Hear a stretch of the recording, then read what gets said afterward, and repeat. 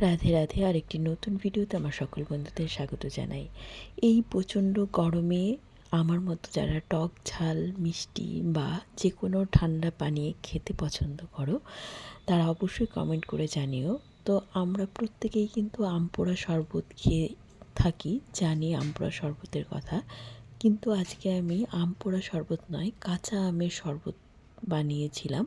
তো সেই জন্য কিছু কাঁচা আম টুকরো করে কেটে নিয়ে মিক্সি জারে দিয়ে সেটাতে কাঁচা লঙ্কা, বিট নুন আর চাট মশলা দিয়ে ভালো করে পেস্ট করে নিয়েছি। একটু মিষ্টির জন্য দিয়েছিলাম কিছুটা চিনি।